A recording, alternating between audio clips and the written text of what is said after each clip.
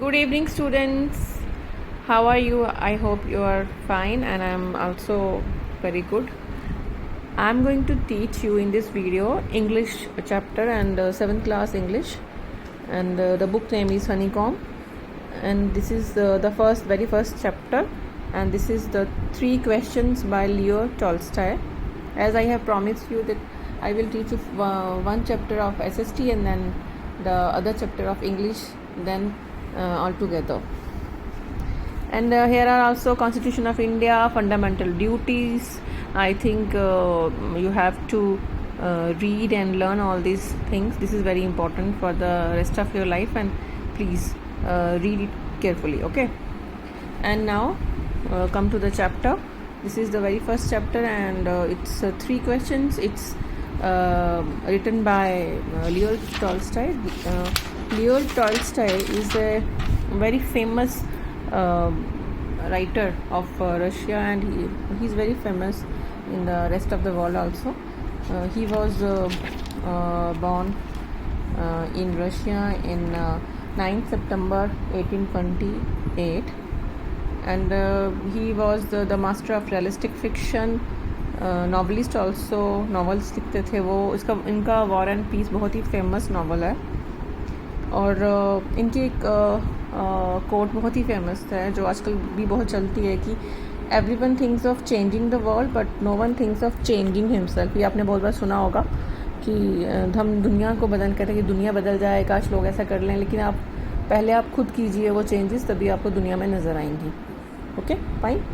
और ये जो स्टोरी है अबाउट 3 क्वेश्चंस बहुत इंटरेस्टिंग है, और उनका ये हमेशा जो लियो टॉल्स्टॉय थे ये रियलिस्टिक फिक्शन, मतलब कि जो हमारी डे टू डे लाइफ होती है उनकी कहानियों को लेके आते हैं और हमें मॉरल्स देते हैं, सिंपल मॉरल्स जो हम भूल जाते हैं कि लाइफ में हमारे क्या मॉरल्स होने चाहिए. लाइफ शुड बी सिंपल, और एक हमें इट शुड बी लाइक हमें हेल्प करनी चाहिए एक दूसरे की, फॉरगिवनेस होनी चाहिए, काइंडनेस होनी चाहिए, awareness, acceptance, knowledge, wisdom and all these things. And first of all we should help each other. Now I am going to start this. And हमेशा जब आप ये इट्स वेरी इंपॉर्टेंट कि जब आप कुछ भी पढ़ते हैं, हिंदी हो चाहे अंग्रेज़ी हो, इंग्लिश हो, तो जब भी कि उनके जो ऑथर्स होते हैं या फिर राइटर्स, पोइट्स, उनके बारे में आप हमेशा थोड़ा सा उनका जो लाइफ है, जो उनका कैरियर है या जो उनकी ग्रोथ है, उसके बारे में आप हमेशा जानें कि वो कहाँ के थे. एक line. And when he was born, what are his famous art works, and क्या क्या लिखा है उन्होंने. It's very important for the author. It's very important for the students to make his or her answer impressive. Now I'm going to start. A king has 3 questions and he is seeking answers to them. What are the questions? Does the king get what he wants? ये जो आपके story है, it's about कि एक king है, उनके mind में 3 questions आते हैं और उनको वो आंसर्स चाहिए. क्या क्वेश्चंस थे, तो क्या किंग को वो उन क्वेश्चंस का आंसर मिल पाता है. मैं इस जो फर्स्ट आपका ये 3 क्वेश्चंस है, इसको 2 वीडियोस में कवर करूँगी, एंड वेरी सिंपल वे में आपको पढ़ाती हूँ. 3 questions. Start. The thought came to a certain king that he would never fail if he knew 3 things. These 3 things were, वो एक किंग है, उसके माइंड में ख्याल आता है कि मुझे अगर ज़िंदगी में नहीं फेल होना है तो मुझे 3 चीज़ों का पता होना चाहिए. वो 3 चीज़ें क्या हैं? What is the right time to begin something. क्या राइट टाइम है कुछ भी स्टार्ट करने का. Which people should he listen to, उसको कौन से लोगों की बात सुननी चाहिए. What is the most important thing for him to do, और कौन सी इंपॉर्टेंट थिंग है ये उसको करना चाहिए. The king therefore sent messengers throughout his kingdom, promising a large sum of money to anyone who would answer these 3 questions. तो वो अपने मैसेंजर्स, राजा उन दिनों अपने मैसेंजर्स भेजते थे. और जैसे मैंने आपको हिस्ट्री में बोला था कि भाई ये मैं आपको हिस्ट्री से ऐसे कनेक्ट होकर दिखा रही हूँ कि राजा अपने ऑथर्स को या अपने मैसेंजर्स को या अपने इनवाइस को भेजते हैं दूसरी जगह पे. तो वैसे ही ये राजा भी अपने मैसेंजर्स को भेजता है अपने पूरे किंगडम में, तुम जाओ और मेरे इन आंसर्स का क्वेश्चंस का आंसर ढूंढ के लाओ तो मैं उसको एक लार्ज सम ऑफ मनी उसको दूंगा जो भी इन क्वेश्चंस के आंसर लेके आएगा। तो many wise man came to the king, बहुत सारे जो इंटेलिजेंट लोग हैं वो आते हैं किंग के पास, और but they all answer his question differently. अब जो भी आएगा वो अपने हिसाब से आंसर देता है उनको। In reply to the first question some said the king must prepare a time table and then follow it strictly. जैसे हम भी आपको कहते हैं कि भाई स्टूडेंट्स को एक टाइम टेबल फॉलो करना चाहिए, तो वैसे ही वो भी अपने कुछ व्यूज़ देते हैं कि भैया सर आप एक किंग को बोलते हैं कि आप टाइम टेबल प्रिपेयर कीजिए और उसको फॉलो कीजिए स्ट्रिक्टली। ये इसके फर्स्ट क्वेश्चन के कि what is the right time to begin something. Only in this way they said could he do everything at its proper time, तभी वो हर चीज़ प्रॉपर टाइम पे कर पाएंगे। Other said it was impossible to decide in advance the right time for doing something. कुछ ने कहा कि भैया it's very impossible to decide in advance the right time for doing something. The king should notice all that was going on, avoid foolish pleasures, उनको foolish pleasures को avoid करना चाहिए, time waste नहीं करना चाहिए, नोटिस करना चाहिए कि भैया क्या चल रहा है। And always do whatever seem necessary at that time, वो चीज़ करनी चाहिए जो उनको लगे कि भैया नेसेसरी बहुत ज़रूरी है, तो वो राजा वही काम शुरू करे।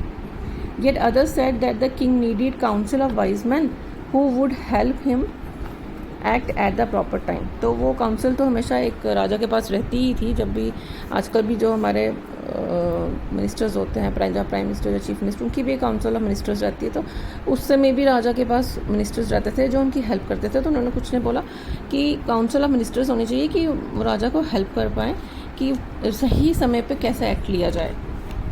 और काउंसिल का है क्या है, A group of people chosen to give advice और टू मेक रूल्स। ये काउंसिल का ये मीनिंग बहुत ही सिंपल तरीके से लगेगा। काउंसिल मीन्स कि कुछ ग्रुप के आदमी जो ऐसे मिल के जो वाइज मैन हो, लर्नड मैन हो, तो उनकी काउंसिल होनी चाहिए ताकि वो राजा को हेल्प कर सकें। This was because one man would find it impossible to decide correctly without help from others the right time for every action. उनका कि एक आदमी को इतने बड़े किंगडम चलाने के लिए उसके लिए इम्पॉसिबल है कि वो सही डिसीजन ले पाए, decide correctly to help,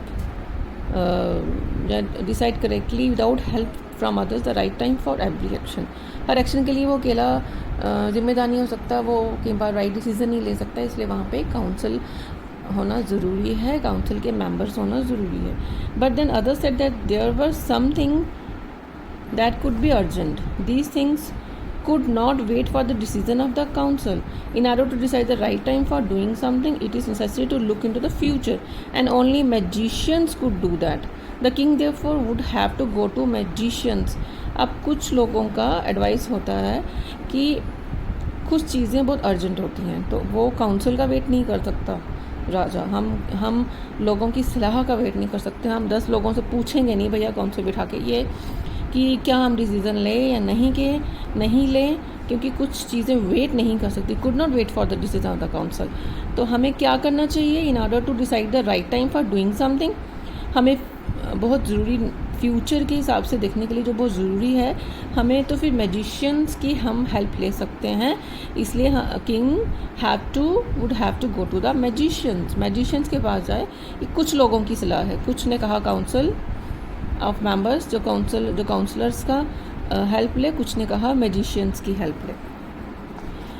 in their answers to the second question, some said that the people most necessary to the king were his counsellors. अब उनके सेकंड क्वेश्चन क्या था किंग का, अब मैंने आपको जो फर्स्ट बता दिया था, what people should he listen to, किसको, जो राजा है उसको किसकी सुननी चाहिए, किसकी सुन के उसको डिसीजंस लेने चाहिए अपने किंगडम के बारे में। तो इसमें उन्होंने क्या कहा सेकंड क्वेश्चन को कि उसके काउंसलर्स की सुननी चाहिए, जो मेंबर ऑफ द काउंसिल, जो उसके काउंसिल के मेंबर्स हैं, जो लर्न मैन हैं, तो उनकी सुननी चाहिए। अदर सेट्स की प्रीस्ट की सुननी चाहिए, जो प्रीस्ट होते हैं, जैसे हमारे पंडित माने जाते हैं, तो वहाँ पे तो ये रशिया की बात चल रही है, तो क्रिश्चियनिटी की बात चल रही है, तो लोग प्रीस्ट बोलते हैं। A few others choose the doctors, कुछ कहते हैं भाई डॉक्टर्स की सुननी चाहिए ये, and yet others said that he soldiers were the most important, कुछ बोलते नहीं सोल्जर्स की सुनो, क्योंकि उन दोनों तो भैया आर्मी आज भी बहुत इंपॉर्टेंट है और उस समय बहुत इंपॉर्टेंट थी। और हमें जब दूसरे राज्य पे दावा बोलना होता है तो जहाँ फिर अपनी टेरिटरीज़ को अनेक्स करना होता है तो हमें सोल्जर्स की सुननी चाहिए, आर्मी मैन की सुननी चाहिए। To the third question, some said science, others said fighting and yet others religious worship. अब थर्ड क्वेश्चन के लिए what is the most important thing for him to do, उसको क्या करना चाहिए, most important thing for him to do. कुछ कहते हैं भैया साइंस इज़ इम्पॉर्टेंट, कुछ कहते हैं भैया चूज़ फाइटिंग करो, वो बहुत ही इंपॉर्टेंट है राजा के लिए ताकि वो अपनी टेरिटरीज़ को बढ़ा सके, अपना एरिया एक्सपैंड कर सके। कुछ कहते हैं रिलीजियस वर्शिप करो, भैया पूजा पाठ में चले जाओ। As the answers to his questions were so different, भाई राजा के कोई सेटिस्फेक्शन नहीं हुई, कोई कुछ बोल रहा है, कोई काउंसिल बोल रहा है काउंसलर्स की हेल्प लो, कोई मैजिशियंस की हेल्प, कोई डॉक्टर्स की हेल्प, कोई प्रीस्ट की, कोई सोल्जर्स की, तो वो राजा कंफ्यूज हो जाता है। King was not satisfied and gave no reward. Instead, he decided to seek the advice of a certain hermit. मैं सोचता है मैं किसी हर्मिट के पास जाता हूँ, who was widely known for his wisdom, जो who was widely known for his wisdom, अपनी विजडम के लिए बहुत ही फेमस है। हर्मिट के जो लोग थोड़ा से जैसे आप साधु लगा लो जो आजकल के होते हैं, जो person who lives alone and leads a very simple life, यहाँ लिखा भी गया है कि सिंपल लाइफ जीते हैं, अपने एक हट में रहते हैं, साधु जैसे होते हैं, बहुत ही लर्नड रहते हैं, स्किल्ड रहते हैं, स्किल्ड मतलब लर्नड रहते हैं, अपने बुक्स पढ़ते हैं, बड़े बड़े ज्ञानियों के साथ उठते बैठते हैं। तो मैं उनके पास जाता हूँ तो वो एक हर्मिट के पास जाता है। हर्मिट कहाँ रहता है, live in a wood which he never left, he saw no one but simple people and so the king put on ordinary clothes before he reach the hermit's hut. The king left his horse with his body guard and went on alone. Wood यहाँ पे क्या है कि small छोटा सा forest, मतलब छोटी सी जैसे सॉरी फॉरेस्ट होता छोटा सा, मतलब एक सिंपल सी जैसे थोड़ा सा ही छोटा सा जगह हुई जहाँ पे वो लोनली रहता था। He was a very learn man और वहाँ पे क्या रहता था, वो अकेला रहता था अपने विजडम के लिए, वेरी वाइज पर्सन। तो वो उसके पास जाता है, उसने देखा कि he saw no one but simple people and so the king put on ordinary clothes. उसने देखा कि वहाँ बहुत सिंपल से लोग हैं उस हट के पास और वो ना सिंपल से कपड़े पहन के जाता है। और यहाँ पे जब हट में वो पहुँचता है, हर्मिट की हट के पास, अपना घोड़ा भी छोड़ देता है, अपनी बॉडी गार्ड भी छोड़ देता है, सोचता है मैं अकेला जाता हूँ। King went on alone. As the king came near the hermit's hut he saw the hermit digging the ground in front of his hut. तो वो क्या देखता है कि वो जो हर्मिट है वो कुछ डिग कर रहा है, खोद रहा है, डिगिंग द ग्राउंड, खोद रहा है। तो वो हट के सामने he greeted the king and continue digging. उसने किंग को ग्रीट करता है कि गुड इवनिंग, हेलो, नमस्कार, एंड कंटिन्यू डिगिंग करता रहता है, होता रहता है। द हर्मिट वॉज ओल्ड, वो ओल्ड है, वीक है, मतलब and he worked and as he worked he breath heavily. अब वो थोड़े से ओल्ड हो चुके हैं तो वीक हो चुके हैं, तो जब वो काम कर रहे हैं तो उनकी सांस थोड़ी फूल रही है। The king went up to the hermit and said, I have come to you wise hermit to ask you to answer 3 questions. तो जो हर्मिट के पास जाते हैं और कहते हैं कि मैं आपके पास आया हूँ, मुझे 3 क्वेश्चंस की आंसर चाहिए, तो आपके दे देंगे। How can I learn to do the right thing at the right time, who are the people I need most and what affairs are the most important. वही 3 चीज़ें जो मैं आपको पहले बता चुकी हूँ, तो वो उनसे पूछते हैं। The hermit listen to the king, तो हर्मिट सुनता है राजा की बात पर बोलते कुछ नहीं है वो।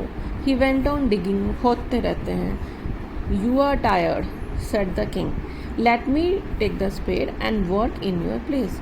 उन्होंने बोला मैं स्पेड ले लेता हूँ, ये है इसकी स्पेड, मैं ये स्पेड ले लेता हूँ, मैं खोता हूँ, आप रेस्ट कीजिए, क्योंकि उनको लगता है hermit was old and week.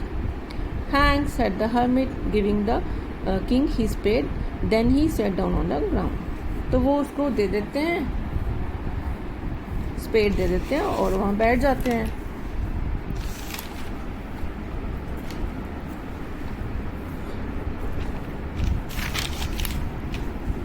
When the king had dug 2 beds, यहाँ बेड्स क्या होते हैं, जैसे हम आपके जैसे छोटा सा खेत है और जैसे वो क्यारी टाइप बना देते हैं, जैसे ये ऐसे खेत में ये छोटा सा खेत है तो यहाँ पे कुछ लगा लिया, सपोज यहाँ कोई हर्ब्स और शर्ब्स लगा दी, तो ये वहाँ पे ऐसे खोद रहे होते हैं small patches of ground for the plants के लिए, उसको बेड्स हैं, उसको बेड्स बोलते हैं।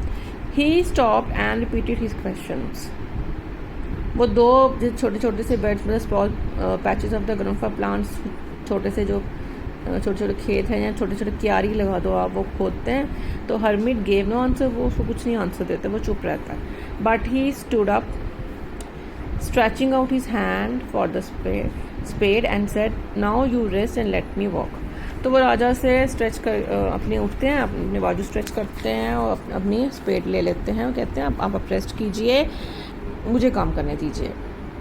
But the king did not give him the spade and continue to, बोले कि किंग उसको स्पेड नहीं देते और बोलते हैं मैं ही, वो डिग करते रहते हैं। 1 hour पास, 1 घंटा गुजर जाता है, दूसरा घंटा गुजर जाता है। The sun went down behind the trees, sunset हो जाता है। And at last the king stuck the spade into the ground and said, I came to you wise man for an answer to my questions, if you can give me no answer tell me so I will return home. तो वो बोलते हैं, सूरज डूब जाता है, king अपना जो spade है वो ग्राउंड पर रखते हैं और बोलते हैं कि मैं यहाँ आया था वाइज मैन हर्मिट, आपसे मिलने आया था ताकि आप मेरे 3 क्वेश्चंस का आंसर दे पाते। तो अगर आप मुझे आंसर नहीं दे सकते तो मुझे बता दीजिए, मैं चला जाता हूँ। Here comes someone running said the hermit. इतने में हर्मिट बोलते हैं कोई दौड़ता हुआ आ रहा है। अब मैं यहाँ पे मैं इस वीडियो को स्टॉप करती हूँ। अब मैंने आपको यहाँ तक बहुत अच्छे से पढ़ा दिया। सेकंड वीडियो में मैं आपको the rest of the chapter I will teach you. ये बहुत ही ईजी तरीके से मैंने आपको पढ़ाया, आपको पूरा समझ आ गया होगा। यहाँ से हम यहाँ जो ये जो लिखा है सेकंड करके, सेकंड पार्ट मैं आपको यहाँ से पढ़ाऊँगी और फिर इसका नेक्स्ट चैप्टर पूरा चैप्टर कर दूँगी, उसमें क्वेश्चन आंसर भी कवर कर दूँगी। तब तक आप इसके जो बहुत ईजी चैप्टर है, it's not very okay students, in the next video I will teach you the whole chapter. Till then, goodbye, take care.